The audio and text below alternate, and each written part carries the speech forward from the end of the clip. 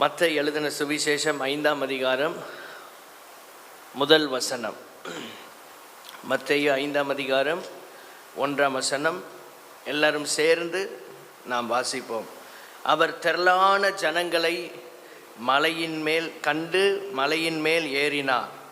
அவர் உட்கார்ந்த பொழுது அவருடைய சீஷர்கள் அவரிடத்தில் வந்தார்கள். எல்லாரும் சொல்லுங்க, அவருடைய சீஷர்கள். அவர் திரளான ஜனங்களை கண்டு மலையின் மேல் ஏறினார். அவர் உட்கார்ந்த பொழுது அவருடைய சீஷர்கள் அவரிடத்தில் வந்தார்கள். நிறைய ஜனங்களோடு இயேசு கிறிஸ்து ஊழியம் செய்யும் நாட்களில் இருந்தார். மக்களோடு மக்களாகத்தான் அவருடைய ஊழியம் இருந்தது. அதே நேரத்தில் எல்லாவற்றையும் அவர் பொது வழியில் பேசவில்லை. சில முக்கியமான சத்தியங்களை சீஷர்களோடு தான் பகிர்ந்து கொண்டார். முக்கியமான செய்திகளை சீஷர்களோடு தான் அவர் பகிர்ந்து கொண்டார். நம்ம எல்லாரும் இயேசு கிறிஸ்துவினுடைய சீஷர்கள். பொதுமக்களுக்கு பப்ளிக் க்ரௌடில் எல்லாத்தையும் இயேசு கிறிஸ்து பேசலை. அற்புதம் செய்தார், சுகப்படுத்தினார், நல்ல கவனிங்க. ஆனால் சில முக்கியமான சத்தியங்களை சீஷர்களுக்கு அவர் கற்றுக் கொடுத்தார். சீஷர்கள் சாதாரணமானவர்கள் அல்ல, எல்லார போல வாழ்வதற்கு அழைக்கப்பட்டவர்கள் அல்ல. ஒரு குறிப்பிட்ட நோக்கத்திற்காக சீஷர்கள் அழைக்கப்பட்டிருக்கிறார்கள். நம்ம எல்லாருக்கும் ஒரு நோக்கம் இருக்கிறது. எல்லாரும் சொல்லுங்க, நம்ம எல்லாருக்கும் ஒரு நோக்கம் இருக்கிறது. நம்மை அவர் அழைத்ததற்கு ஒரு நோக்கம் உண்டு. நம்மை அபிஷேகித்ததற்கு ஒரு நோக்கம் உண்டு. ஸ்தோத்திரம். நம்ம கூட அவர் இருக்கிறதற்கு ஒரு நோக்கம் உண்டு. நம்மை பயன்படுத்துவதற்கு ஒரு நோக்கம் இருக்கிறது. ஆகவே சீஷர்கள் ஒரு நோக்கத்தோடு இருக்கிறவர்கள். அவங்க ஏதோ சும்மா வந்து போகிறவங்க அல்ல. நம்ம சபையில் இருக்கிறோன்னா நமக்கு ஒரு நோக்கம் இருக்கிறது. நீங்கள் எல்லாரும் அதை புரிந்து கொள்ள வேண்டும். வாரத்துக்கு ஒரு நாள் சண்டே நம்ம வந்துட்டு போகிற ஞாயிற்றுக்கிழமை கிறிஸ்தவர்களாக இருக்கக்கூடாது. எல்லா கூட்டங்களிலும் பங்கெடுக்கிறவர்களாக நாம் இருக்க வேண்டும். ஸ்தோத்திரம். ஆண்டவர் இயேசு கிறிஸ்துவினுடைய செய்தி, பொதுவான செய்திகளை பாருங்கள். அற்புதங்களை குறித்து, ரட்சிப்பை குறித்து, இப்படி பொதுவாக அவர் மக்களோடு நிறைய காரியங்களை பேசுகிறார். ஆனால் சீஷர்களோடு பேசும்போது ரொம்ப முக்கியமான ஆழமான சத்தியங்களை சீஷர்கள் எளிதில் புரிந்து கொள்ளும் விதத்தில் கர்த்தர் பேசுகிறார். மத்தேயு 5ஆம் அதிகாரம் இந்த 3ஆம் வசனத்திலிருந்து மத்தேயு 5, 6, 7 3 அதிகாரங்களும் மலை பிரசங்கம் என்று சொல்லப்படுகிறது. இதை இயேசு யாருக்கு பிரசங்கித்தார்? சீஷர்களுக்கு பிரசங்கித்தார். தம்மோடு இருக்கிற சீஷர்களுக்கு உபதேசித்தார். அவருடைய சீஷர்கள் அவரிடத்தில் வந்தார்கள். அப்போ சில குறிப்பான செய்திகள் சீஷர்களுக்காக இயேசு கொடுத்தார். பைபிளில் நீங்கள் வாசிக்கும் போது இயேசு கிறிஸ்து சில குறிப்பிட்ட தருணங்களில் சீஷர்களோடு பேசினார். சில குறிப்பிட்ட சூழ்நிலைகளில் சீஷர்களுக்கு போதனைகளை கற்றுக் கொடுத்தார். எல்லாருக்கும் பொதுவாகவும் அவர் பேசினார். பர்டிகுலராக குறிப்பாக சீஷர்களுக்கு சில முக்கியமான காரியங்களை அவர் கற்றுக் கொடுக்கிறதை நாம் பார்க்கிறோம். அவர் தமது வாயை திறந்து அவர்களுக்கு உபதேசித்து சொன்னது என்னவென்றால், உபதேசங்கள் எல்லாம் இருக்கிறது, அதெல்லாம் சீஷர்களுக்கு கொடுக்கப்பட்டது. புதிதாக சபைக்கு வருகிறவர்களுக்கு உடனடியாக ஒன்றும் புரியாது பைபிளில். ஆனால் நாளுக்கு நாள் நல்ல ஜெபம் பண்ணி பைபிளை வாசித்து சபையோடு ஐக்கியப்பட்டு வளருகிறவர்கள் உபதேசத்தை அறிவார்கள். எதை அறிந்து கொள்வாங்க? உபதேசத்தை அறிந்து கொள்வாங்க. கர்த்தருக்கு மகிமை உண்டாவதாக. உபதேசத்தை அறிந்து கொள்வார்கள். சீஷர்கள் போகிற இடமெல்லாம் அற்புதங்கள் நடைபெற்றது. போகிற இடத்திலெல்லாம் கர்த்தர் அவர்களை பயன்படுத்தினார். காரணம், எல்லாருக்கும் கொடுத்த செய்தி அவர்களுக்கு கொடுக்கலை. ஆண்டவர் இவர்களோடு தனியே நேரம் செலவழித்து நிறைய காரியங்களை கற்றுக் கொடுத்தார். அதில் குறிப்பாக சொல்லப்பட்டது தான் மத்தேயு 5, 6, 7. நம்மோடு இயேசு தனித்து நேரம் செலவழிக்க விரும்புகிறார். நீங்கள் எத்தனை பேர் அவரோட தனித்து நேரம் செலவழிக்க விரும்புகிறீர்கள்? அவங்க தான் சீஷர்கள். திரளான ஜனங்கள் வந்தாங்க, அவங்களெல்லாம் பார்த்தாரு. அவங்களெல்லாம் பார்த்துட்டு மலைக்கு மேலே ஏறிட்டார். ஏன்னா இந்த உபதேசம் எல்லாருக்கும் உரியது அல்ல. அப்பொழுது சீஷர்கள் அவரிடத்தில் வர்றாங்க. அவர்களுக்கு வாயை திறந்து உபதேசிக்கிறார். கிறிஸ்துவின் பிள்ளைகளே, இந்த சீஷர்களோடு இயேசு நேரம் செலவழிக்கிறார். என்ன செலவழிக்கிறார்? நீங்கள் கர்த்தரோட இயேசுவோடு நேரம் செலவழிக்கிறவர்களாக மாறுங்க. இதெல்லாம் நல்ல பாயிண்ட்ஸு. நீங்கள் உட்காந்துட்டு இருக்கீங்க, ஸ்தோத்திரம். இன்ட்ரோடக்ஷனாக இருந்தாலும் நல்ல வேல்யூபிள் பாயிண்ட்ஸ் எல்லாம் எழுதிக்கிடுங்க, ஸ்தோத்திரம். சீஷர்களோடு 3 வருஷம் இயேசு நேரம் செலவழித்தார். அவருக்கு அவ்வளவு கடினமான ஊழியங்கள், ரொம்ப நெருக்கடியான ஷெட்யூலில் தான் அவருடைய லைஃப் இருந்துச்சு. காலையில் ஊழியம், இரவில் போய் ஜெபம் பண்ண போயிடுவார். அவ்வளவு ஒரு குறைந்தபட்ச காலகட்டத்திலும் சீஷர்களுக்கு நேரம் செலவழிக்க அவர் தவறவில்லை. இன்றைக்கு அதனால தான் நம்ம அடிக்கடி லீடர்ஸ்லாம் கூடி ஜெபிக்கிறோம், நாம் பேசுகிறோம். எதற்காகனா இயேசு அதைத்தான் செய்தார். சீஷர்களோடு இயேசு நேரம் செலவழித்தார். இன்றைக்கு சீஷர்களாகிய நாம் இயேசுவோடு நேரம் செலவழிக்கிறவர்களாக மாற வேண்டும். இயேசுவோடு நேரம் செலவழிக்கிறவர்களாக மாறணும். அப்பதான் அவருடைய உபதேசங்களை நாம் கற்றுக்கொள்ள முடியும். எவ்வளோ நேரம் பைபிளை வாசிக்கிறோம் யோசித்து பாருங்க, ஸ்தோத்திரம். நம்ம எத்தனை வருஷம் கிறிஸ்தவங்களாக இருக்கிறோம், எத்தனை வருஷம் சபைக்கு வருகிறோம் என்பது ஒரு பக்கம் இருந்தாலும் அது ரொம்ப நல்லது. ஆனால் அதே நேரத்தில் எவ்வளவு நேரத்தை நாம் இயேசுவுக்கு கொடுக்கிறோம், இயேசுவினுடைய பாதத்தில் நம்ம எவ்வளவு நேரம் அமர்ந்திருக்கிறோம், இதைத்தான் வேதம் நமக்கு முக்கியப்படுத்துகிறது. கைகளை உயர்த்தி அல்லேலூயா சொல்லலாமா? நான் பிறந்ததுலேருந்தே சர்ச்சுக்கு வர்றேன், சந்தோஷம். நான் இத்தனை தலைமுறையாக வர்றேன், சந்தோஷம். ஆனால் எவ்வளவு நேரம் இயேசுவோடு தினமும் செலவழிக்கிறோம், எவ்வளவு நேரம் வேதத்தை எடுத்து தியானிக்கிறோம், கொஞ்சம் ஆராய்ந்து பாருங்கள். இந்த வேத பாடத்திற்கு வந்திருக்கிற உங்களோடு கர்த்தர் பேசுகிறார். எத்தனை மணி நேரங்கள் ஊழியத்திற்காக நாம் செலவழிக்கிறோம்? கர்த்தருக்கு ஸ்தோத்திரம் உண்டாவதாக. அவரிடத்தில் நாம் கற்றுக்கொள்வதற்கு அவரோடு நேரம் செலவழிக்க ஆயத்தமாக இருக்க வேண்டும். எழுதி கொள்ளுங்கள், இயேசுவோடு நேரம் செலவழிக்க நாம் ஆயத்தமாக இருக்கணும். நிறைய காரியங்களை நீங்கள் கற்றுக்கொள்ளனா டைம் ஸ்பெண்ட் பண்ணணும். பள்ளிக்கூடத்தில் கல்லூரியில் போய் கற்றுக்கொள்ளனா நேரத்தை செலவழிக்கணும், பணத்தை செலவழிக்கணும். ஸ்தோத்திரம். நம்முடைய அறிவை, நம்முடைய ஆற்றலை அதெல்லாம் செலவழிக்கணும். அப்போ தான் நம்ம கற்றுக்கொள்ள முடியும். எதையுமே செலவழிக்காமல் நம்ம எதையும் கற்றுக்கொள்ள முடியாது. சபையில் வசனங்களை கற்றுக்கொள்ளன்னா கொஞ்சம் நேரம் செலவழிக்கணும், கொஞ்சம் நேரம் செலவழிக்கணும். தேவனுடைய பிள்ளைகளாகிய நம்முடைய வாழ்க்கையில் ஆண்டவர் இயேசு கிறிஸ்து அதை எதிர்பார்க்கிறார். அவருடைய பாதத்திலிருந்து நாம் நேரத்தை அவருக்கு கொடுத்து அவரிடத்திலிருந்து கற்றுக்கொள்ள வேண்டும் என்று இயேசு விரும்புகிறார். அதனால் தான் 3 வருஷம் இயேசு கிறிஸ்து சீஷர்களோடு நேரம் செலவழித்தார். அந்த 3 வருஷம் அவர் செலவழித்த நேரங்கள் பிற்காலத்தில் அவர்களை அப்போஸ்தலர்களாக கொண்டு வந்து பயன்படுத்தியது. நீங்கள் கர்த்தருடைய பாதத்தில் இருக்கிற ஒவ்வொரு மணி நேரமும் உங்களை வரும் காலத்தில் பயன்படுத்தக்கூடியதாக மாறும். ஆமென். நீங்கள் இன்னைக்கு இன்வெஸ்ட் பண்ணுற டைம் எல்லாம் இன்றோட போயிடாது. அதெல்லாம் உங்களை வருங்காலத்தில் பெரிய ஊழியர்களாக எழுப்போம். அவருடைய சமூகத்தில் எந்த அளவு நேரம் செலவழிக்கிறீர்களோ அந்த அளவு கர்த்தர் உங்களை உயர்த்துவார். எல்லாரும் சொல்லுங்க, எந்த அளவு நேரம் செலவழிக்கிறோமோ அந்த அளவு கர்த்தர் நம்மளை உயர்த்துவார். நாம் செலுத்த வேண்டிய மிகப்பெரிய விலைக்கிரயம் என்னென்னா, முதல்ல நம்முடைய நேரத்தை ஆண்டவருக்கு நாம் கொடுக்க வேண்டும். நீங்கள் ஆண்டவரை பின்பற்றுவதற்கு, இயேசுவை பின்பற்றுவதற்கு நீங்கள் கொடுக்க வேண்டிய முதலாவது ஒன்று என்னவென்றால் நேரத்தை என்ன செய்யணும்? கொடுக்கணும்.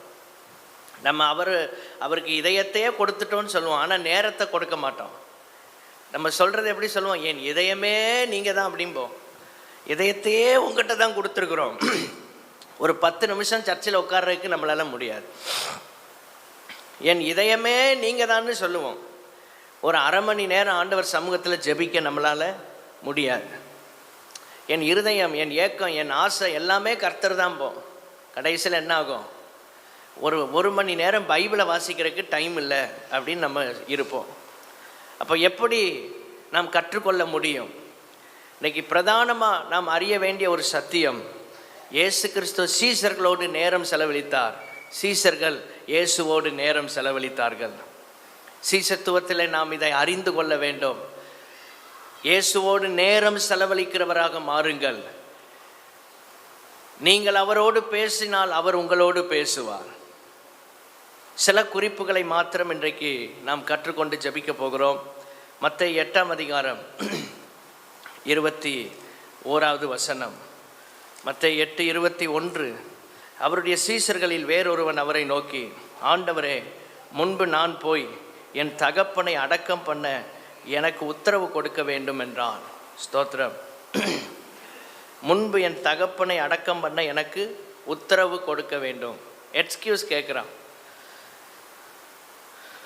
சீசன் முதல் குறிப்பு, சாக்கு போக்கு சொல்லாதவர்கள். எழுதி கொள்ளுங்கள், சாக்கு போக்கு சொல்லாதவர்கள். No excuse. ஆண்டவர்கிட்ட சமாளிக்கவும் கூடாது, சாக்கு போக்குகளை சொல்லக்கூடாது. இன்றைக்கி நான் ரொம்ப வரணும்னு பிரயாசப்பட்டேன், கடைசியில் இப்படி ஒரு வேலையாயிட்டு, இதான் சாக்கு போக்கு. கர்த்தருக்கு ஸ்தோத்திரம். சாக்கு போக்கு சொல்லக்கூடாது. எந்த சூழ்நிலையிலும் சீசன் அப்படின்னா அவைலபிளாக இருக்கணும். எல்லோரும் சொல்லுங்கள், எப்பொழுதும் எப்படி இருக்கணும்? அவைலபிளாக இருக்கணும். இயேசுவுக்கு அவைலபிள். கைகளை உயர்த்தி சொல்லுங்கள், நான் இயேசுவுக்கு அவைலபிள். உங்களை கூப்பிட்டு ஒரு ஊழியத்தை கொடுக்குறோம், இதை செய்யுங்கன்னு உடனே ஓகே சொல்லணும். அது யோசித்து ஜபம் பண்ணி அது கண்டுபிடிச்சி ஆவியானவர் பேசுவாரா, இதெல்லாம் சாக்கு போக்கு. அப்படி சொல்லக்கூடாது. பாஸ்டர் ஒரு ஊழியத்தை சபையில் கொடுத்தா உடனே செய்வதற்கு என்ன செய்யணும்? ஓகே சொல்லணும், அவைலபிளாக இருக்கணும். இயேசுவுக்கு மட்டும் நம்ம எப்பொழுதும் அவைலபிளாக இருக்கணும். இயேசுவுக்கு மட்டும் எப்பொழுதும் அவைலபிளாக இருக்கணும். ஒரு சின்ன ப்ரோக்ராம், சர்ச்சில் ஒரு வேலை கூப்பிட்டா உடனே என்ன செய்யணும்? லீவ் போட்டு வந்துடணும். வேலை இருந்தாலும் விட்டுட்டு வரணும். அதான் அவைலபிள். சாக்கு போக்கு சொல்லக்கூடாது. உங்கள் வேலைகள் போக நீங்கள் சபையில் செய்வதல்ல சீசனுடைய ஊழியம். உங்கள் வேலையையும் தியாகம் செய்து இயேசுவுக்காக சபையில் வந்து கிடப்பது தான் ஊழியம். எத்தனை பேர் புரிந்து கொண்டீங்க? உங்களுக்கு சில கமிட்மெண்ட்ஸ் இருக்கும், ஆனால் அதெல்லாம் பொருட்படுத்தாமல் சபை காரியம் என்று வரும்போது அப்படியே சபையில் கிடந்த அந்த காரியங்களை செய்கிறோம் பாருங்கள், அதுதான் இயேசுவுக்கு அவைலபிளாக இருக்கிற அனுபவம். 24 hours நம்ம இயேசுவுக்கு அவைலபிளாக இருக்கணும். அதுதான் சீசன். ஹல்லேலூயா. சாக்கு போக்கு சொல்கிறக்கே இடம் இல்லை. இயேசு கிறிஸ்துவனை பார்த்து அழைக்கிறார். அவன் சொல்ற அந்த அவருடைய சீசர்களில் வேறொருவன் அவரை பார்த்து, நான் போய் என் தகப்பனை என்ன செய்யணும்? அடக்கம் செய்ய வேண்டும், எனக்கு உத்தரவு கொடும். அப்போ இயேசு என்ன சொல்கிறார்? மரித்தோர் தங்கள் மரித்தோரை அடக்கம் பண்ணட்டும், நீ என்னை பின்பற்றி வா. சாக்கு போக்கு சொன்னவனுக்கு ஆண்டவர் ஸ்தோத்திரம் எப்படி பதில் கொடுக்கிறாரு? மரித்தோர் தங்கள் மரித்தோரை அடக்கம் பண்ணட்டும். சாக்கு போக்கு அவர் ஏற்றுக்கொள்ளலை. ஞாயிற்றுக்கிழமை சர்வீஸுக்கு வரல, ஏன்? கொஞ்சம் உடம்பு சரியில்லை, ரொம்ப பலவீனம், நடக்கவே முடியல, பரவாயில்ல, ஆனால் மேக்சிமம் வர்றதுக்கு ட்ரை பண்ணணும். ஆமேன். சிலர் ஒரு நாள் அப்படி இருந்து பழகுவாங்க, அடுத்து தொடர்ச்சி அதை ப்ராக்டிஸ் பண்ண ஆரம்பிச்சிடுவாங்க. இவ்வளோ நாளும் நம்ம அன்னைக்கெல்லாம் நம்ம வீட்டில் தானே இருந்தோம், ஒன்றும் பிரச்சனை இல்லைன்பாங்க. அப்படி இராதபடி சாக்கு போக்கு சொல்வதற்கே இடம் இருக்கக்கூடாது. ஆமென். ஸ்தோத்திரம். ஆண்டவர் இயேசுவினுடைய காரியங்களில் நாம் சாக்கு போக்கு சொல்ல கூடாது. எவ்வளவு காரியங்கள் நமக்கு முக்கியமாக இருந்தாலும் அவர் காரியத்தை முக்கியப்படுத்தணும். மத்தேயு 6:33 எல்லாரும் சொல்லுங்கள், முதலாவது தேவனுடைய ராஜ்யத்தையும் அவருடைய நீதியையும் தேடுங்கள், அப்பொழுது இவைகளெல்லாம் உங்களுக்கு கூட கொடுக்கப்படும். அவர் கூட தர்றார், நமக்கு அதோட அடிஷ்னலாக தர்றார்.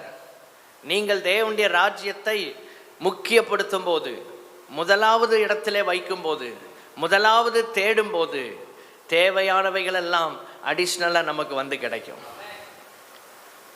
அடிஷ்னலாக நமக்கு வந்து கிடைக்கும். நம்முடைய தேவைகளை அறிந்திருக்கிறவர் நம்முடைய பரமபிதா. நல்ல ஈவுகளை கொடுக்கிறவர் நம்முடைய இயேசு கிறிஸ்து. அவர் நமக்கு ஒரு நாளும் தீமை செய்ய மாட்டார். நன்மை செய்கிற தேவன், நன்மை செய்கிறவர். இப்போ சாக்கு போக்க இடம் இல்லை. ஏன் கேர்சலுக்கு போகலை? அது இன்னைக்கு முக்கியமான ஒரு வேலையாயிடுச்சு. சாக்கு போக்கே சொல்லக்கூடாது. கேர்சலில் தவறாமல் பங்கெடுக்கணும். சாக்கு போக்குக்கு இடம் இல்லை. எவ்வளவு கடினமான சூழ்நிலையிலும் ஆண்டவருடைய காரியங்களில் நாம் உற்சாகமாக இருக்க வேண்டும், உண்மையாக இருக்க வேண்டும். கர்த்தர் அந்த கிருபைகளை நமக்கு தருவாராக. சூழ்நிலைகளை சிலர் சாக்கு போக்காக சொல்வார்கள். ஏன் பின்வாங்கி போனீங்க? அது எனக்கு பெரிய கஷ்டம், எனக்கு பெரிய போராட்டம் வந்து விட்டது, என் குடும்பத்தில் யாரும் ஸ்தோத்திரம் எனக்கு ஒத்தாசையாக இல்லை, வேறு வழியே இல்லை, அதனால் இப்படி பின்வாங்கி போயிட்டேம்பாங்க. அப்படிப்பட்ட ஆட்களை எல்லாம் சந்திக்கும் போது அவர்களுக்காக ஜெபம் பண்ணுங்கள். அல்லேலூயா. சபைக்கு வந்து வராமல் பின்வாங்கி போயிருக்கிறவர்களை நீங்கள் பார்க்கும்போது அவர்களுக்காக நீங்கள் ஜெபிக்க கடமைப்பட்டுகிறீர்கள் என்பதை மறந்து விடாதிருங்கள். சில ஆட்கள் ஆண்டவர் நம்ம கண்ணில் காட்டுவார். எதற்காக காட்டுறாருன்னா அவர்களுக்காக ஜெபம் பண்ணுறதுக்காக. பின்வாங்கி போனவர்கள் அவங்களெல்லாம் கண்ணில் காட்டுவார். அப்போ என்ன செய்யணும்? அவர்களுக்காக ஜெபிக்கணும். கைகளை உயர்த்தி அல்லேலூயா சொல்லம்மா. அப்போஸ்தலர் 17ஆம் அதிகாரம் 16, 17 வசனங்களை பாருங்கள். அப்போஸ்தலனாகிய பவுல் அத்தேனே பட்டணத்தை காத்து கொண்டிருக்கிறான். விக்கிரகங்களால் அந்த பட்டணம் நிறைந்திருக்கிறது. தன் ஆவியில் மிகுந்த வைராக்கியம், ஆவியில் மிகுந்த வைராக்கியம் வருகிறது. ஜெப ஆலயத்தில் யூதரோடும் பக்தி உள்ளவர்களோடும் சந்தை வெளியில் எதிர்ப்பட்டவர்களோடும் தினந்தோறும் சம்பாஷணை பண்ணினான். எதிர்ப்பட்டவர்கள் சில ஆட்களை நம்ம கண்ணுக்கு எதிராக கொண்டு வந்து கர்த்தர் நிறுத்துவார். சர்ச்சுக்கு வந்து உலகத்துக்குள்ளே போயிருப்பாங்க, சர்ச்சுக்கு வந்து ஸ்தோத்திரம் பாவத்துக்கு அடிமையாகி போயிருப்பாங்க, அறகுறையாக இருப்பாங்க, வராமல் போயிருப்பாங்க. ஏதோ ஒரு காரியத்து ஆண்டவர் மேலே ஒரு வருத்தம், நான் ஜெபம் பண்ணேன் கர்த்தர் செய்யலை அப்படின்னு, அப்படி ஒரு சூழ்நிலையை சாக்கு போக்க சொல்லி அவர்கள் உலகத்துக்குள் ஜீவிப்பார்கள். எதிர்ப்படுகிறவர்கள், அவர்களுக்கு சத்தியத்தை நாம் சொல்ல வேண்டும். சீசனுடைய கடமை. சாக்கு போக்கு சொல்ல இடமில்லை. பவுல் எதிர்ப்பட்டவர்களோட பேசுகிறான். இன்னைக்கு நமக்கு எதிரே வருகிறவர்களோடு எத்தனை பேர் சுவிசேஷத்தை நாம் அறிவிக்கிறோம்? எதிரே பார்த்தோன்னா நம்ம ஐயோ இவர்களா அப்படின்னு நினைப்போம். சுவிசேஷத்தை அறிவியுங்கள், சுவிசேஷத்தை அறிவியுங்கள். சந்தை வெளிகளில், ஜெப ஆலயத்தில் எதிர்ப்பட்ட அனைவரோடும் பக்தி உள்ளவர்களோடும் அவன் தினந்தோறும், ஒரு சீசன் எப்பொழுதும் அவைலபிளாக இருக்கணும் ஊழியத்தில், தினந்தோறும் ஸ்தோத்திரம். சாக்கு போக்கு சொல்லிகிட்டே இருக்கக்கூடாது. 2வது குறிப்பு மத்தேயு 8ஆம் அதிகாரம் 23ஆம் வசனம். அவர் இயேசு கிறிஸ்து படகில் ஏறின போது அவருடைய சீஷர்கள் அவருக்கு பின் சென்று ஏறினார்கள். அவருக்கு பின் சென்று ஏறினார்கள் அப்படின்னா என்ன அர்த்தம்? அவருக்கு பின்னாலே போகிறாங்க. அவர் படகுல ஏறினா படகுல ஏறுவாங்க, படகுல இறங்குனா படகை விட்டு இறங்குவாங்க, மலையில் ஏறினா மலையில் ஏறுவாங்க, அவர் சாப்பிட்டா சாப்பிடுவாங்க, அவர் தூங்குனா தூங்குவாங்க, அவர் நடந்தால் நடப்பாங்க. அதான் 3.5 வருஷம் ட்ரைனிங். கைகளை உயர்த்தி அல்லேலூயா சொல்லுவோம். அவன் தான் சீசன். அப்போ 2வது குறிப்பு அவரை போன்று நடப்பவர்கள். அவர்கள்தான் சீஷர்கள்னா அவரை போன்று, இயேசுவை போன்று நடப்பவர்கள், இயேசுவை போன்று வாழ்பவர்கள். இமிட்டேட் பண்ணுறது. இப்போ ஒரு ஆள் சொல்கிறத மறுபடியும் அப்படியே சொன்ன அப்படி இருக்கும், அதுதான் சீசன். அவர் என்ன எப்படி இருக்கிறாரோ அப்படியே நானும் இருக்கிறேன். அவர் அப்படியே இமிட்டேட் பண்ணணும், அவர் அப்படியே நம்ம பின்பற்றணும். அவருடைய பவுல் சொல்லும்போது கிறிஸ்துவின் அச்சடையாளங்களை என் சரீரத்திலே நான் தரித்திருக்கிறேன்னு சொல்றார். அவரை போல மாறுவது, அவன்தான் சீசன். அவரை போல நடப்பது, அவன்தான் சீசன். அவர் அப்படியே ஃபாலோ பண்ணணும். அவர் எப்படி பேசுகிறாரோ அப்படி பேசணும். அவர் எப்படி நடக்கிறாரோ அப்படி நடக்கணும். கர்த்தருக்கு ஸ்தோத்திரம் உண்டாவதாக. கலாத்தியர் 6ஆம் அதிகாரம் 17ஆம் வசனத்தை குறித்து கொள்ளுங்கள். இனி ஒருவனும் எனக்கு வருத்தம் உண்டாக்காதிருப்பானாக. கர்த்தராகிய இயேசுவினுடைய அச்சடையாளங்களை நான் என் சரீரத்திலே தரித்து கொண்டிருக்கிறேன். என் சரீரத்தில் தரித்து கொண்டிருக்கிறேன் பவுல் சொல்லுகிறார். அப்போஸ்தலனாகிய பவுல் அப்படியே இயேசுவை பின்பற்றினார். அவரையே சார்ந்து கொண்டார். அவருடைய நற்குணங்கள் இவருக்குள்ள வருகிறது. இந்த சீஷர்கள் 3 வருஷத்தில் இயேசு கிறிஸ்துவோடு இருந்து அவரை போலவே மாறிக்கொண்டிருக்கிறார்கள். இன்னைக்கு ஏன் நேரம் செலவழிக்க வேண்டும்? இயேசுவை போல நாம் மாற வேண்டும். இயேசுவா மாற முடியாது. சிலர் அப்படி தவறான உபதேசத்தில் விழுந்து போயிட்டாங்க.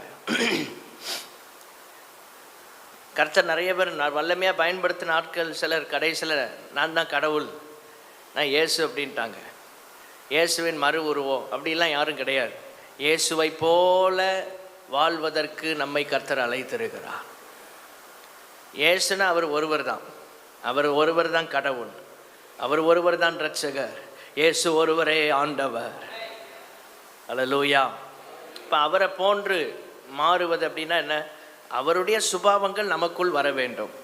அவருடைய நற்குணங்கள் நமக்குள் இருக்க வேண்டும். அவரை போல நாம் ஊழியம் செய்ய வேண்டும். இயேசுவை போல நம்முடைய செயல்கள், நம்முடைய கிரியைகள், நம்முடைய பார்வை, நம்முடைய சிந்தனை இதெல்லாம் மாறணும். பிலிப்பியரில் காலையில் கூட அந்த வசனத்தை பிரசங்கத்தில் கோட் பண்ணேன். பிலிப்பியர் 2:5, கிறிஸ்து இயேசுவில் இருந்த சிந்தையே உங்களிலும் இருக்க கடவுது. அதான் சீசன். அதே சிந்தை அப்படியே இமிட்டேட் பண்ணணும். அவர்கிட்ட இருக்கிற அதே சிந்தை நமக்குள்ளே வரணும். வியாதியஸ்தர்களை எப்படி இயேசு பார்க்கிறார், அவருடைய சிந்தை எப்படி இருக்கிறது அப்படியே நம்ம பார்க்கணும். ஊழியத்தை இயேசு எப்படி பார்க்குறார் அப்படியே நம்ம பார்க்கணும். அப்போ தான் கரெக்டாக நம்ம ஊழியத்தில் நிற்க முடியும். அல்லேலூயா. சபையை இயேசு எப்படி பார்க்குறாரோ அப்படி நம்ம பார்க்கணும். கர்த்தருடைய ஊழியக்காரர்களை இயேசு எப்படி பார்க்கிறார்? 7 நட்சத்திரங்களையும் தமது வலது கரத்தில் ஆண்டவர் ஏந்தி கொண்டிருக்கிறார். சபையின் ஊழியர்கள், பாஸ்டர்ஸ் ஆண்டவர் கையில் வச்சிருக்கிறாரு. அவர் அப்படி தான் பார்க்குறாரு. அவர் கையில் இருக்கிறாங்க, நாங்கள் அவருடைய கரத்தில் இருக்கிறோம். அவர் பார்க்கிற பிரகாரம் நீங்கள் பார்க்கணும். சபை அப்படி தான் பார்க்கணும். ஊழியக்காரங்கள் அப்படி தான் பார்க்கணும். சபையில் ஊழியம் செய்கிறவர்கள் அப்படி தான் பார்க்கணும். ஒவ்வொருவரையும் நாம் பார்க்கும்போது கிறிஸ்து பார்ப்பது போல பார்க்க வேண்டும். இயேசு பார்ப்பது போல பார்க்கணும். ஆமென். ஹல்லேலூயா. இயேசு பார்க்கிறது போல நாம் பார்க்க வேண்டும். அந்த பார்வை தான் சரியாக இருக்கும். அந்த பார்வை சரியாக இருக்கும். 3வது இன்னொரு வசனத்தை கூட இதுக்கு 2வது குறிப்புக்கு சொல்கிறேன். மத்தேயு 10:25, சீசன் தன் போதகனை போலவும். அதான் அவர் அப்படியே இமிட்டேட் பண்ணுறது. சீசன் அப்படின்னா போதகன், குரு யாரு? இயேசு. அவரை மாதிரி இருக்கணும். அவரை மாதிரி இருக்கணும். வேலைக்காரன் தன் எஜமானை போலவும் இருப்பது போதும். இயேசு எப்படி எதிர்பார்க்கிறார்? அவரை போல நாம் மாற வேண்டும். ஸ்தோத்திரம். அவரை போல நாம் மாற வேண்டும். ஊழியர்களாகி எங்களுக்கு ஆண்டவர் கொடுத்த தரிசனத்தை உங்களோட பகிர்ந்து கொண்டு ஊழியத்தை லீடர்ஸ்ட்டை ஷேர் பண்ணி ஊழியங்களை செய்யும்போது ஸ்தோத்திரம், இந்த தரிசனம் உடைய ஊழியரை போல நீங்கள் மாறுறீங்க. ஒரு சர்ச் அந்த பாஸ்டர் மாதிரி என்ன செய்யும்? மாறிடும். நாம் எல்லாரும் ஊழியர்கள், சபை எல்லாமே இயேசுவை போல மாறிக்கொண்டிருக்கிறோம். ஹல்லேலூயா. இயேசுவை போல நாம் மாறிக்கொண்டிருக்கிறோம். அதுதான் நமக்கு அவசியம், தேவை. இயேசுவை போல மாறுவது. சீசன் தன் போதகனை போலவும் அவரை மாதிரியே இருக்கணும். அவரை மாதிரியே வாழணும். அதுதான் நம்முடைய கிறிஸ்தவ வாழ்க்கை. 3வது மத்தேயு 9:37. மத்தேயு 9:37. தம்முடைய சீசர்களை நோக்கி, அறுப்பு மிகுதி, வேலையாட்களோ கொஞ்சம். அறுப்பு மிகுதி, எல்லாரும் சொல்லுங்க, அறுப்பு மிகுதி, வேலையாட்களோ. யாரை பார்த்து சொல்லுகிறார்? தம்முடைய சீசர்கள். எல்லாரும் சொல்லுங்க, யாருடைய சீசர்கள்? அவருடைய சீசர்களை பார்த்து தான் சொல்றார். இன்னைக்கு உங்களை என்னையும் பார்த்து இயேசு சொல்லுகிறார், அறுப்பு மிகுதி, வேலையாட்களோ கொஞ்சம். வேலை அதிகம், வேலை செய்கிற ஆட்கள், ஊழியம் செய்கிற ஊழியர்கள் குறைவாக இருக்கிறார்கள். மூன்றாவதாக, இயேசுவின் தரிசனத்தை உடையவர்கள், அவங்க தான் சீசர்கள். இயேசுவின் தரிசனத்தை உடையவர்கள். இதெல்லாம் நீங்கள் எழுதி தியானம் பண்ணணும், சீசனாக மாறணும். இயேசுவின் தரிசனம் நமக்கு இருக்க வேண்டும். இயேசுவுக்கு இருந்த தரிசனத்தை 3 வருஷத்தில் சீசர்களுக்குள்ளே புகுத்துகிறார். இயேசுவுக்கு இருந்த பாரத்தை, இயேசுவுக்கு இருந்த அதே மனதுருக்கத்தை, அவருக்கு ஒரு பேர்டன் இருக்குது, அதுதான் பாரம், ஆத்தும பாரம். அவருக்கு ஒரு விஷன் இருக்கிறது, பெரிய தரிசனம். அறுப்பு மிகுதி, வேலையாட்களோ கொஞ்சம். இந்த பாரத்தை, இந்த தரிசனத்தை சீசர்கள் மேல் ஆண்டவர் இயேசு வைக்கிறார். இயேசுவின் தரிசனத்தை உடையவர்கள் தான் சீசர்கள். இன்னைக்கு அவருடைய தரிசனத்தை தான் நம்ம சுமந்து கொண்டிருக்கிறோம். அவருடைய வேலையைத்தான் நாம் செய்து கொண்டிருக்கிறோம். அல்லேலூயா. இயேசுவின் தரிசனம் நமக்கு இருக்கிறதா? இயேசுவின் தரிசனம் நமக்கு இருக்கிறதா? சீசர்களுக்கு அந்த தரிசனத்தை, விஷனை கொடுத்து அவர்களை அந்த தரிசனத்தை நிறைவேற்றுகிறவர்களாக கர்த்தர் மாற்றுகிறார். சபையில் தலைவர்களை ஏன் ஏற்படுத்தி இருக்கிறோம்? அவர்களுக்கு இந்த தரிசனத்தை கொடுத்து அவர்கள் ஒவ்வொரு கேர்சல்லையும் வந்து கேர்சலை நடத்தி சபையின் தரிசனத்தை உங்களுக்குள்ளே கொண்டு வந்து, ஸ்தோத்திரம், நாங்கள் அவர்களுக்கு கொடுத்ததை அவங்க உங்கள்கிட்ட கொடுத்து, ஸ்தோத்திரம், அப்படி முழு சபை அந்த தரிசனத்தில் இணைந்து செயல்படும். ஒரு சர்வீஸில் ஞாயிற்றுக்கிழமை மெசேஜ் கேட்டு ஒன்றும் சாதிக்க முடியாது.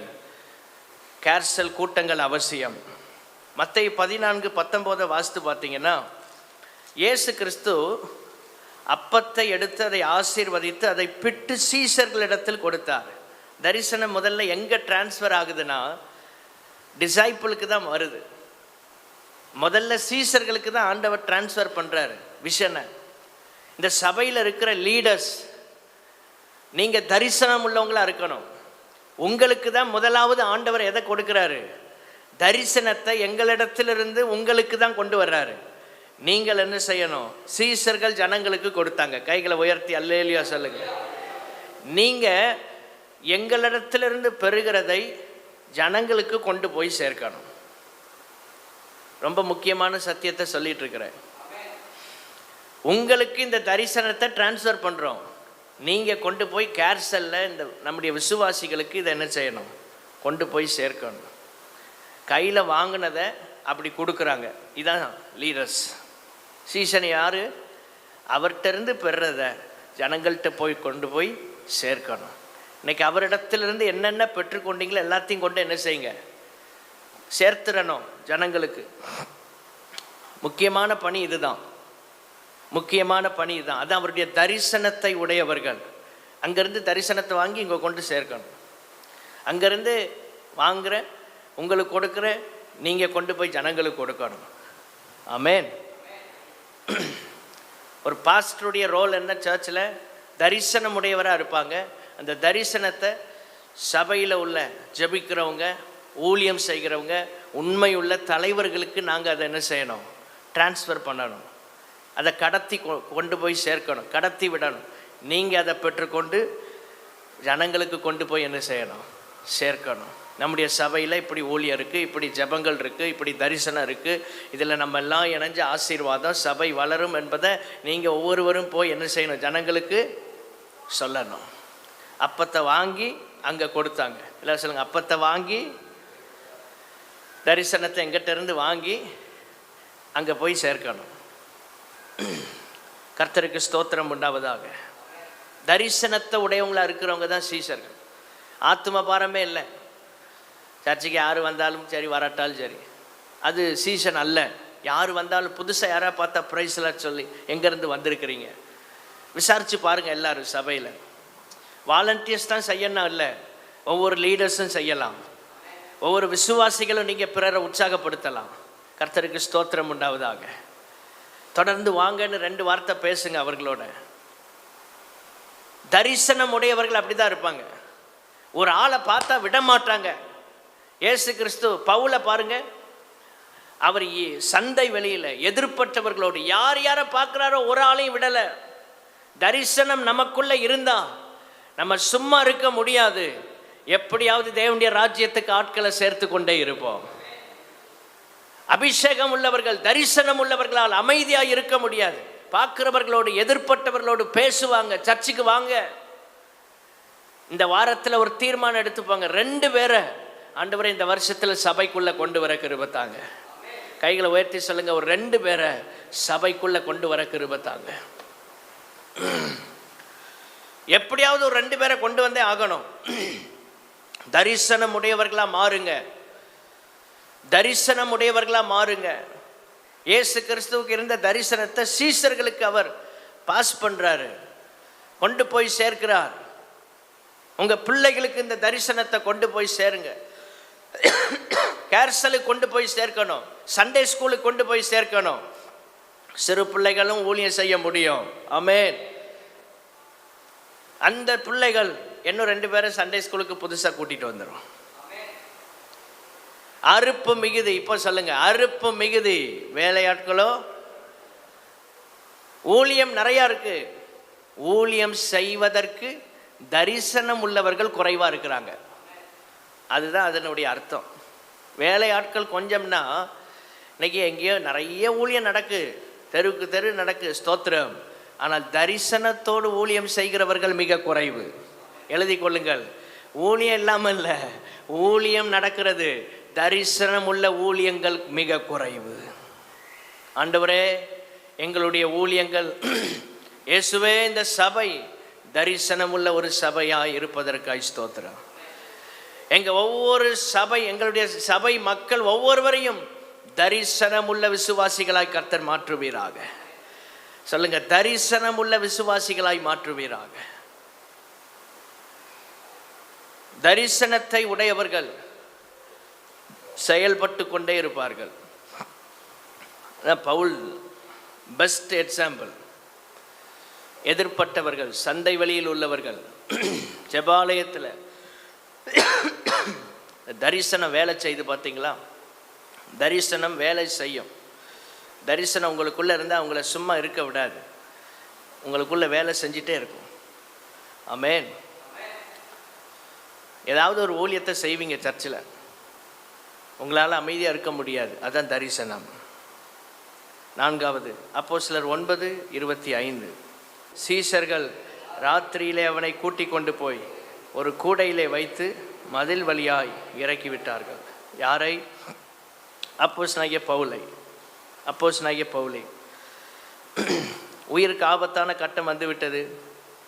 அவனை கொலை செய்ய வேண்டும் என்று கோட்டை வாசல்ல இரவும் பகலும், டே அண்ட் நைட்டு காத்துட்ருக்குறாங்க. பிசாசு எப்போவுமே ராத்திரி பகலா இஸ்ரவேலை காக்கிறவர் உறங்குவதும் இல்லை. அவர் இரவு பகலாக விழிச்சிருக்கிற மாதிரி பிசாசு என்ன செய்கிறான்? அப்போஸ்தலர் 9:24 பாருங்க. இரவும் பகலும் கோட்டை வாசல்களை காத்து கொண்டிருந்தார்கள் அவனை கொலை செய்யும்படி. எப்படியாவது பவுலினுடைய தரிசனத்தை அழிக்கணும், பவுலின் ஊழியத்தை கெடுக்கணும்.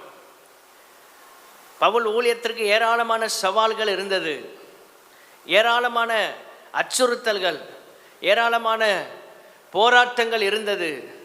ஆனால் கர்த்தர் அவனோடு கூட இருந்தார். இந்த இடத்துல ஒரு பெரிய ஆபத்து. ஒன்றை சொல்லுகிறேன், கர்த்தர் நம்மை கொண்டு செய்ய வேண்டிய ஊழியத்தை செய்து முடிக்கிற வரைக்கும் எந்த சக்தி நம்மை மேற்கொள்ள கர்த்தர் நமக்கு அதிகாரம் கொடுக்க மாட்டார். எந்த தீமைகளும், எந்த பலவீனங்களும், எந்த வல்லமைகளும் நம்மை ஒன்றும் செய்ய முடியாது. கர்த்தர் நம்மை கொண்டு செய்ய வேண்டியதை செய்து முடிக்கிற வரைக்கும் ஒரு பெரிய கவனன்ட், ஒரு பாதுகாப்பு நம்ம மேல இருக்கும். அல்லேலூயா. ஒரு பெரிய பாதுகாப்பு நம்ம மேல இருக்கும். உடன்படிக்கை செய்த ஆண்டவர் உண்மை உள்ளவர். உடன்படிக்கைக்கு உட்பட்டவர்களுக்கு ஒரு பாதுகாப்பு இருக்கிறது. சும்மா விட மாட்டார். ஊழியம் செய்கிறவங்கள சாதாரணமாலாம் கர்த்தர் ட்ரீட் பண்ண மாட்டார். சிங்காசனத்தில் மகிமைப்படுத்தி ஆண்டவர் அவர்களை உட்கார வைப்பார். பைபிள் சொல்லுகிறது, ஒருவன் எனக்கு ஊழியம் செய்தால் பிதாவானவர் அவனை கனம் பண்ணுவார். இந்த சபையில் ஒவ்வொரு ஊழியத்தை செய்கிற தேவனுடைய பிள்ளைகளே, உங்களை கர்த்தர் கனம் பண்ணுகிற காலம் வருகிறது. உங்களை கர்த்தர் உயர்த்துகிற காலம் வருகிறது. நிச்சயமாக கர்த்தர் அதை செய்வார். சீசன் 4வது, தேவனுடைய தேவ தரிசனம் உள்ள ஊழியர்களை பாதுகாப்பவர்கள். தேவ தரிசனம் உள்ள ஊழியனை பாதுகாப்பவர்கள். அப்படி எழுதி கொள்ளுங்கள். தேவ தரிசனம் உள்ள ஊழியனை பாதுகாக்கிறவர்கள் தான் சீஷர்கள். இந்த இடத்துல சீஷர்கள் பவுலை பாதுகாக்கிறாங்க. இந்த சபைக்கு ஆண்டவர் எங்களை ஊழியம் செய்ய வைத்திருக்கிறார்னா எங்களை பாதுகாக்க வேண்டிய பொறுப்பு உங்ககிட்ட தான் இருக்குது.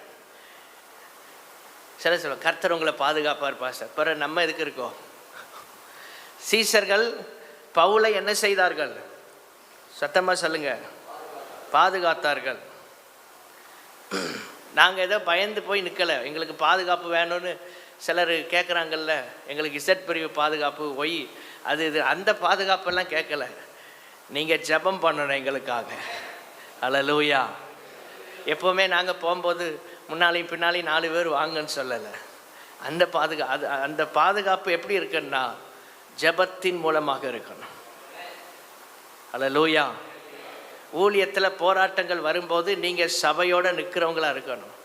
ஊழியக்காரனுடைய பட்சத்தில் நிற்கிறவர்களாக இருக்கணும். மோசையின் பட்சத்தில் நின்ற சபை காக்கப்பட்டது. அல்லேலூயா. எப்போவுமே அப்படி போராட்டங்களும் இருக்காது. சில டைமில் இருக்கும். அப்போ நம்ம எப்படி இருக்கணும்? கர்த்தர் அபிஷேகம் பண்ணி தரிசனம் கொடுத்த ஊழியக்காரருடைய பட்சத்தில் நம்ம நிற்கணும். கர்த்தர் தரிசனம் கொடுத்து அபிஷேகித்த தேவ மனுஷனுக்கு உதவியாக நம்ம என்ன செய்யணும்? நிற்க வேண்டும். பாதுகாக்கிறவர்கள் அவங்க தான் சீஷர்கள். கூடையில் வைத்து மதில் வழியாக இறக்கி விட்டாங்க. இவனை கண்டுபிடிக்கிறதுக்குள்ள பாதுகாப்பாக போயிட்டான். என்ன அப்போஸ்தலனாகிய பவுலே, நீர் எவ்வளோ தைரியமான ஆள், உயிரையே தியாகம் பண்ணன்னு சொன்னீர், உயிரை கூட பெருசாக நினைக்கலன்னு சொல்கிறீரு, எதுக்கு இந்த மாதிரி பாதுகாப்புலாம் நமக்கு தேவையா அப்படின்னு கேட்டிங்கன்னா என்ன பதில் இருக்கிறது? இப்படிப்பட்ட போராட்ட களங்களில் கர்த்தர் ஏன் அவனை பாதுகாத்தார்னா அவனை கொண்டு செய்ய வேண்டிய ஊழியம் இன்னும் இருக்கிறது. ஏன் ஊழியக்காரர்களுக்கு பாதுகாப்பு தேவை? ஏன் நீங்கள் எங்களை பாதுகாக்கணும்? எங்களை கொண்டு செய்ய வேண்டிய வேலை இன்னும் இருக்குது நிறையா. அதை முடிக்கிற வரைக்கும் கர்த்தருடைய கிருபை காக்க வேண்டும். நீங்கள் சபை ஊழியரை காக்க வேண்டும். கைகளை உயர்த்தி அல்லேலூயா சொல்லாமா? வேலை இல்லைன்னா தான் அங்கே எங்களை அழைச்சிட்டு போயிடுவார். இங்கே பாதுகாத்த இயேசு கடைசியில் ரோமாபுரிக்கு வெளியில் கொண்டு போய் பவுலை அவன் தலையை சிரச்சேதம் பண்ணும்போது ஏன் பாதுகாக்கலை? அவன் ஊழியம் முடிஞ்சிட்டு. அவன் ஊழியம் ஆண்டவர் எதுவரை நம்மளை பாதுகாப்பார்னா அவருக்கென்று நாம் செய்ய வேண்டிய பணிகள் செய்து முடிக்கிற வரைக்கும் நம்ம கூட இருந்து பாதுகாப்பார். அதுக்கப்புறம் காக்க மாட்டார்னு இல்லை, பாதுகாப்பாக அங்கே கொண்டு போய் சேர்த்துருவார். அக்கறையில் கொண்டு போய் சேர்த்துருவார். எங்கே கொண்டு போய் சேர்ப்பார்? கவனிக்கிறீங்களா? இயேசுவே இவ்வளோ அழகாக கூடையிலெல்லாம் வச்சு இறக்கி விட்டான். இயேசு ரோமாபுரியில் பவுலுக்கு ஏன் பாதுகாப்பு கொடுக்கல? அவனை கொண்டு செய்ய வேண்டிய வேலை முடிந்தது. நம்மை கொண்டு செய்ய வேண்டிய வேலை நிறைவேறும் போது பாதுகாப்பாக கொண்டு அங்கே சேர்த்துருவார்.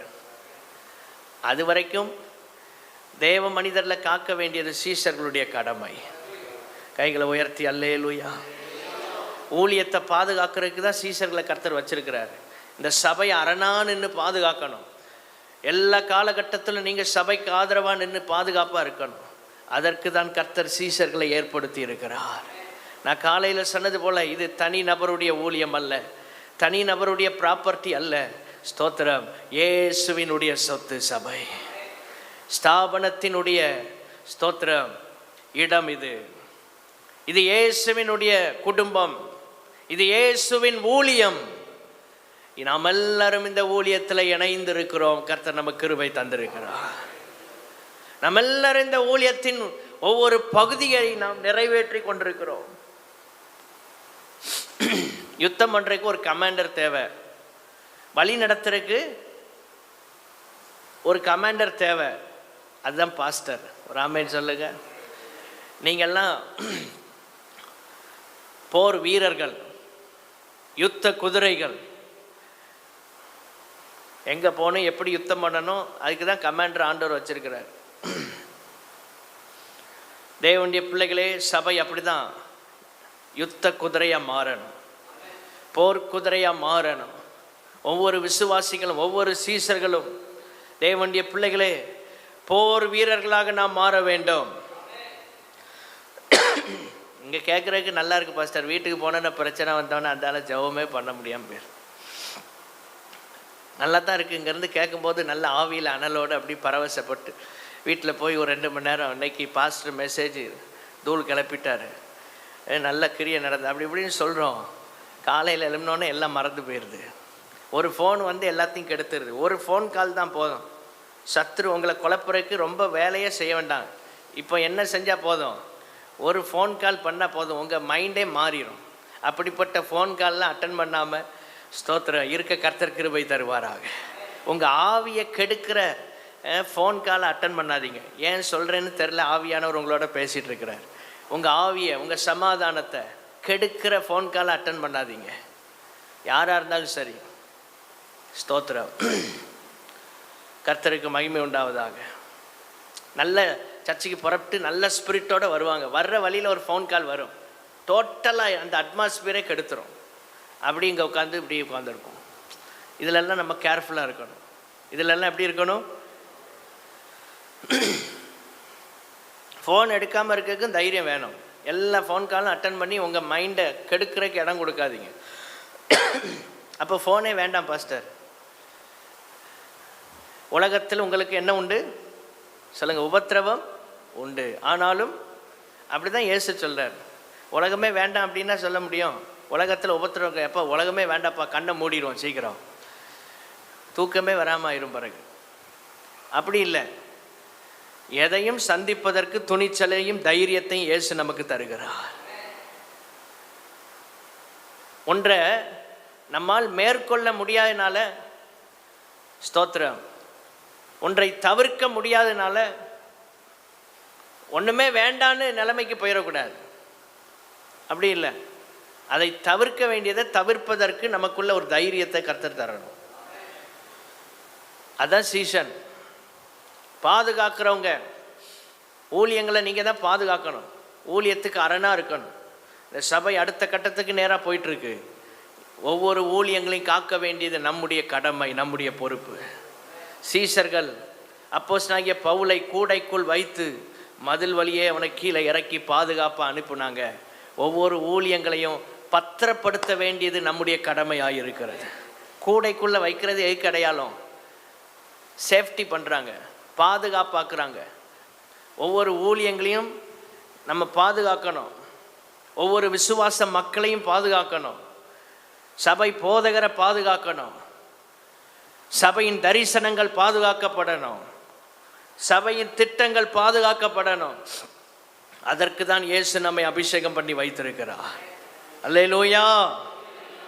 5வது அப்போஸ்தலர் 14:20 சத்தமாக வாசிப்போம். சீசர்கள் அவனை சூழ்ந்து நிற்கையில் அவன் எழுந்து பட்டணத்திற்குள் பிரவேசித்தான். மறுநாளில் பர்னபாவுடனே கூட தெர்பைக்கு புறப்பட்டு, சில யூதர்கள் வந்து பவுலை குறித்து தவறான காரியங்களை சொல்லி அவன் மேலே கல்லெறிஞ்சி அவன் மரித்து போனான்னு பட்டணத்துக்கு வெளியில் கொண்டு போட்டு போயிட்டாங்க. அவன் செத்து போன கதை தான். அவன் உயிரோடு இருந்தால் தான் விட்டுருக்க மாட்டாங்களே, உயிர் போயிடுச்சு, அவன் அவ்வளோதான் டெட்டுன்னு நினச்சாங்க. 20ஆம் வசனத்தில் சீசர்கள் அவனை சூழ்ந்து கொண்டாங்க. இங்கேயும் கர்த்தர் அவனை பாதுகாக்கிறார், எழுப்புகிறார். 5வது சீசர்கள் பிறரை எழுப்பவும் செயல்படவும் வைப்பவர்கள். சீசர்கள் பிறரை எழுப்பவும் செயல்படவும் வைப்பவர்கள். பல போராட்டங்களில் சோர்ந்து போய் சிலர் இருப்பாங்க. அவர்களை போய் எழுப்பணும்.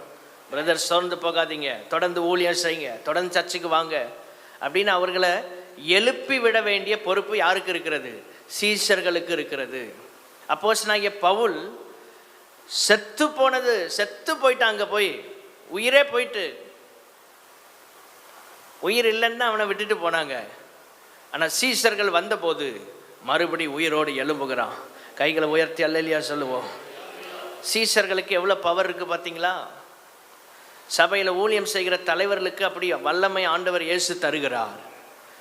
போய் ஜெபம் பண்ணும்போது உயிரோட எழுப்ப முடியுங்க.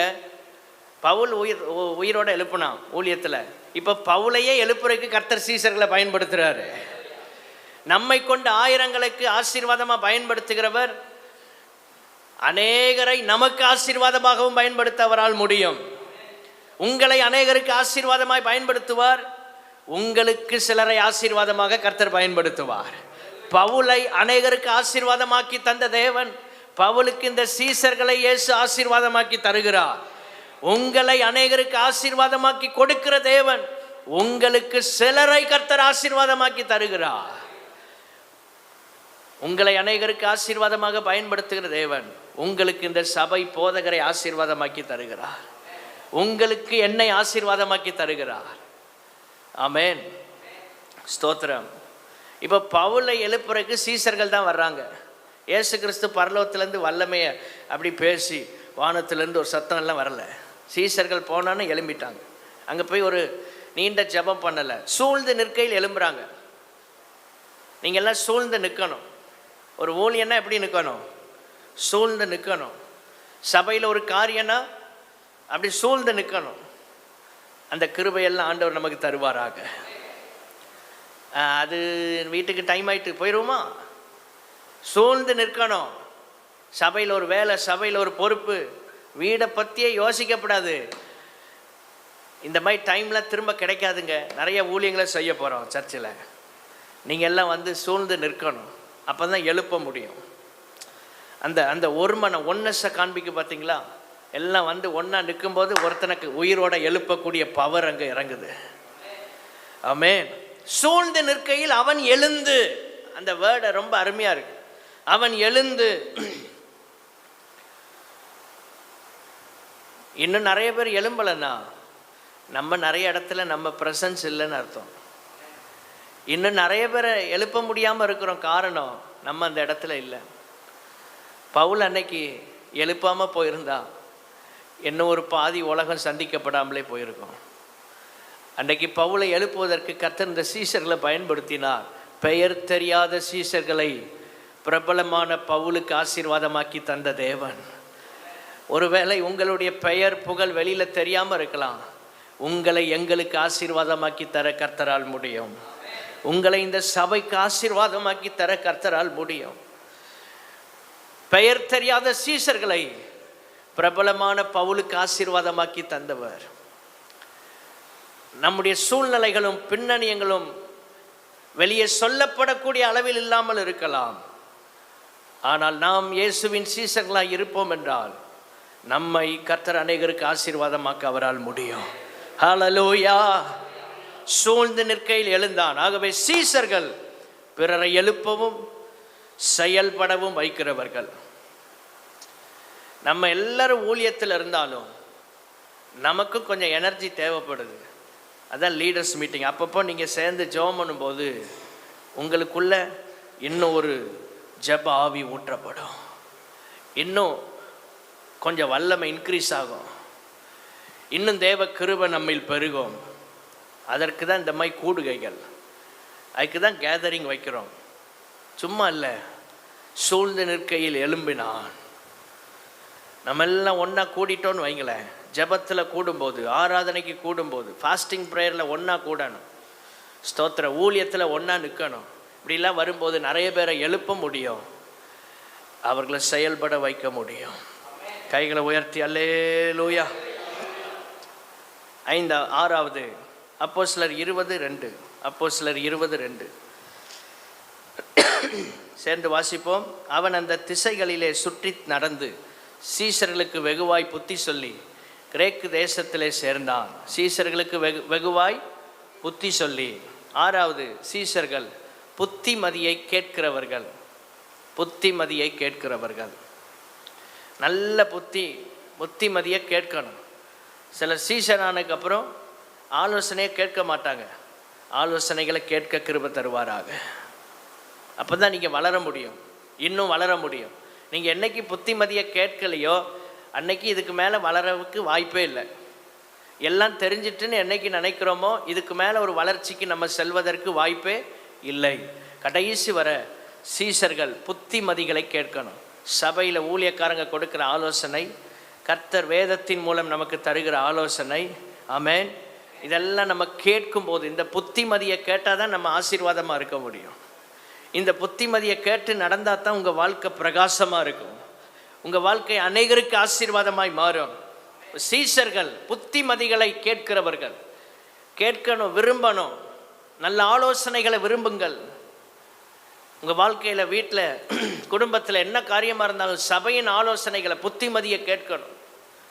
சிலர் அவங்களுக்கு விருப்பப்படி நம்ம ஏதாவது சொன்னால் கேட்பாங்க, விருப்பம் இல்லாததை சொன்னால் கேட்க மாட்டாங்க. அப்படி இல்லை, கர்த்தர் விரும்புகிறத தான் நாங்கள் புத்திமதியாக கொடுப்போம்.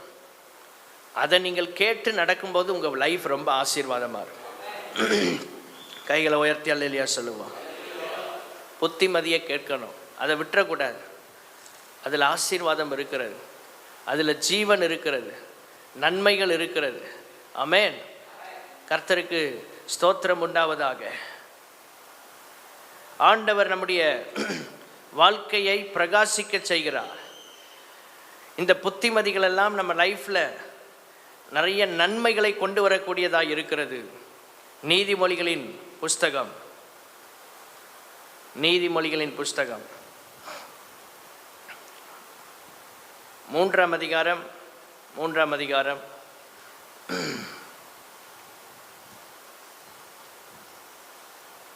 முதல் வசனத்தை பாருங்க. என் மகனே, என் போதகத்தை மறவாதே, உன் இருதயம் என் கட்டளைகளை, அவைகள் உனக்கு நீடித்த நாட்களையும் தீர்க்காயுசையும் சமாதானத்தையும் பெருக பண்ணும். புத்திமதி, இந்த போதனைகள், அதாவது நீதிமொழிகளில் சங்கீதம் 119 வேதத்துக்கு, வேதம் அப்படிங்கிற காரியத்துக்கு நிறைய வார்த்தைகள் பயன்படுத்தப்பட்டிருக்கிற கட்டளைகள், இப்படி நிறைய சொல்லிகிட்டே போகலாம். நியாயங்கள், நீதி, இப்படி நிறைய வார்த்தைகள் 119ஆம் சங்கீதத்தில் பயன்படுத்தப்பட்டிருக்கிறது. புத்திமதி அப்படின்னா கர்த்தருடைய வார்த்தை தான். ஆலோசனைகள், போதகங்கள், உபதேசங்கள், இதெல்லாம் நம்ம மறக்கக்கூடாது. எல்லாரும் சொல்லுங்கள், இதெல்லாம் இவைகள் நமக்கு நீடித்த நாட்களை கொடுக்கிறது, தீர்க்காயுசை கொடுக்கிறது, சமாதானத்தை கொடுக்கிறது, சமாதானத்தை கொடுக்கிறது. நீதிமொழிகள் 4:2 குறித்து கொள்ளுங்கள். நான் உங்களுக்கு நற்போதகத்தை தருகிறேன், என் உபதேசத்தை விடாதிருங்கள், என் உபதேசத்தை விடாதிருங்கள். நீதிமொழிகள் 4:10 வாசிங்க. என் மகனே கேள், என் வார்த்தைகளை ஏற்றுக்கொள். அப்படின்னு அர்த்தம், புத்திமதிகளை ஏற்றுக்கொள், ஆலோசனைகளை ஏற்றுக்கொள், அப்பொழுது உன் ஆயுசின் வருஷங்கள் அதிகமாகும், நீடித்த காலம் வாழலாம். புத்திமதிகளை ஏற்றுக்கொள்ளுங்கள். சபையில் உங்கள் கொடுக்கிற புத்திமதிகள், போதனைகள், சத்தியங்கள், உபதேசங்களை ஏற்றுக்கொள்ளுங்கள். உங்கள் வாழ்க்கையை ஆசீர்வாதமாக அது மாற்றும். ஹல்லேலூயா. நல்ல சத்தமாக ஒரு அல்லேலூயா. ஆயுசின் வருஷங்களை அதிகமாக்குகிறது. ஆண்டவர் உங்களுக்கு தீர்க்காயுசை தருவார். ஹல்லேலூயா. இன்னும் நிறைய வசனங்களை நம்ம வாசித்து கொண்டே போகலாம். நீதிமொழிகள் 7:1 குறித்து கொள்ளுங்கள். என் மகனே, நீ என் வார்த்தைகளை காத்து என் கட்டளைகளை உன்னிடத்தில் பத்திரப்படுத்து. என் கட்டளைகளை, என் போதனைகளையும் உன் கண்மணியை போல காத்துக்கொள், அப்பொழுது பிழைப்பாய். புத்திமதியெல்லாம் கண்மணியை போல பாதுகாக்கணுமா? உங்களுக்கு கொடுக்குற சத்தியங்களை, ஆவிக்குரிய போதனைகளை அவ்வளவு கவனமாக, கேர்ஃபுல்லாக நீங்கள் காத்துக்கொள்ளணும். அப்பொழுதுதான் பிழைக்க முடியும், ஜீவனோடு இருக்க முடியும், ஆவிக்குரிய வாழ்க்கை உயிரோட்டம் உள்ளதாக இருக்கும், ஆயுசு காலங்கள் பெருகும். இதெல்லாம் எப்போ நடக்குது? பத்திரப்படுத்தும் போது, கை கொள்ளும் போது, கடைபிடிக்கும் போது, பின்பற்றும் போது, கர்த்தர் தருகிற நல்ல ஆலோசனைகளை நம்ம வாழ்க்கையில் சந்தோஷமாக ஏற்றுக்கொள்ளும் போது கண்மணியை போல காக்கணும். அதனால தான் உங்களை எழுத சொல்கிறோம். இந்த சத்தியங்களெல்லாம் எழுதி பாதுகாப்பாக பத்திரப்படுத்துங்கள். விரலினால் ஸ்தோத்திரம், நீங்கள் நோட்டில் எழுதுறது போல் உங்கள் இருதயமாகிய பலகையிலும் எழுதி கொள்ளுங்கள். இங்கே எழுதுறது இங்கேயும் எழுதப்படும். ஏன் கையை வச்சு எழுதுகிறோம்? கையில் பேனாவை எடுத்து நோட்டில் எழுதுகிற எதுக்கு அடையாளம்னா, இங்கே எழுதும்போது இங்கே எழுதிடுவீங்க. இங்கே எழுதும்போது ஏன் ஸ்கூலில் ஹோம்ஒர்க் கொடுக்குறாங்க, அதை எழுதும்போதே மனசில் பதிஞ்சிடும்.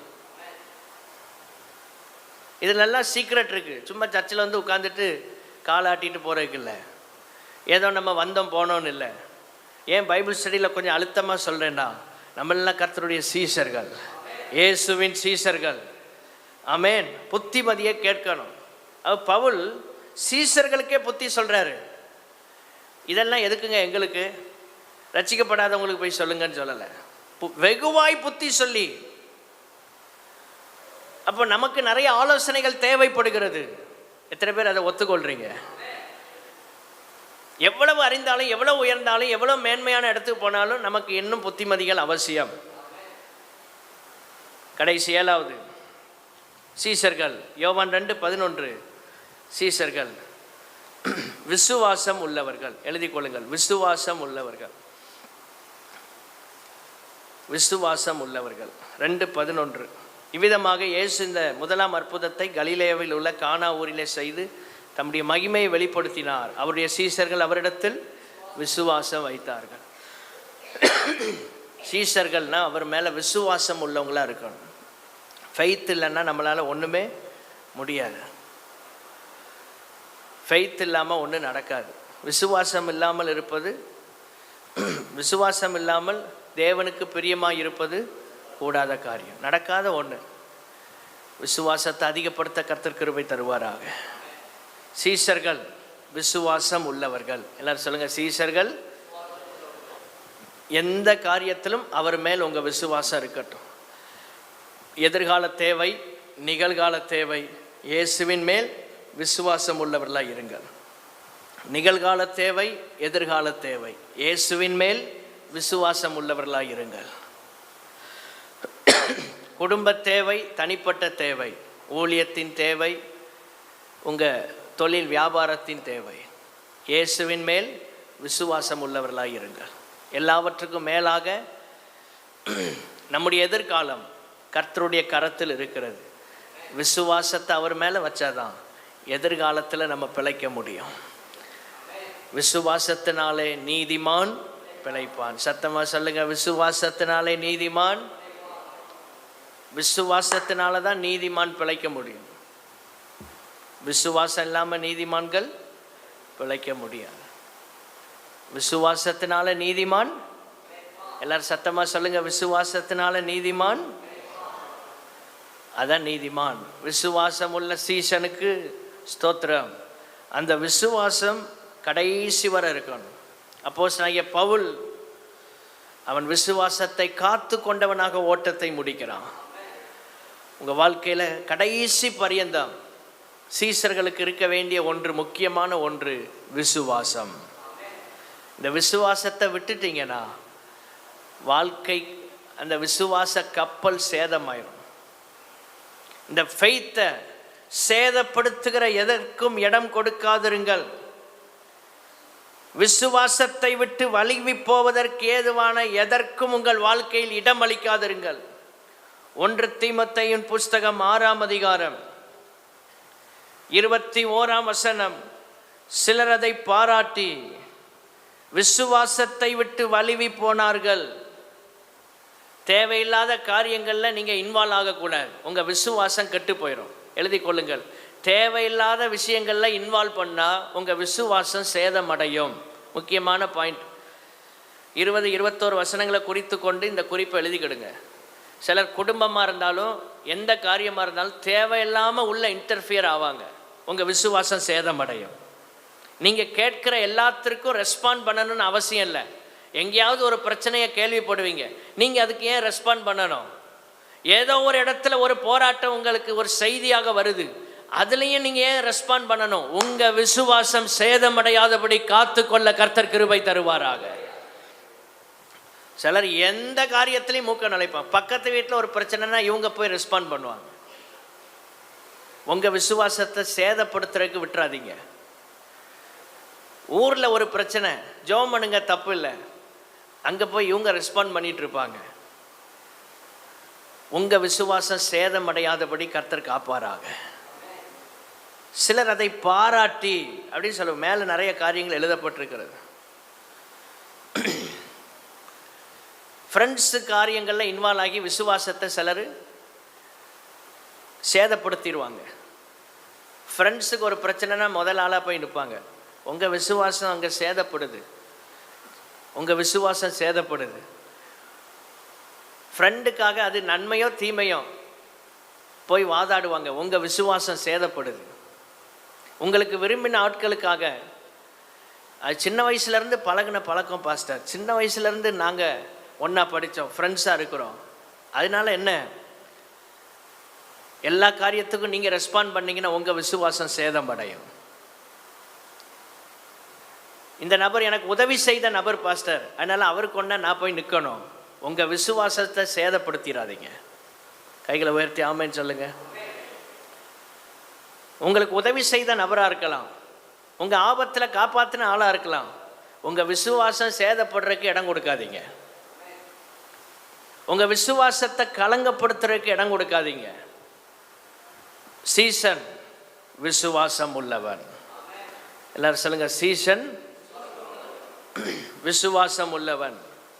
வலிவி போயிடாதீங்க. சில வீண் பேச்சுக்கள், சில ஸ்தோத்திரம் உலக ஐக்கியங்கள் விசுவாசத்தை விட்டு உங்களை அப்படியே கொஞ்சம் கொஞ்சமாக வலுவி போக போகணும். கீழே விழுறது கடைசியில் தானே. இப்போ ஒரு இடத்துல சறுக்கு வலுக்கிறது அப்படின்னா அப்படியே வலிக்கு போய் கடைசியில் தான் என்ன செய்கிறோம், கீழே விழுறோம்.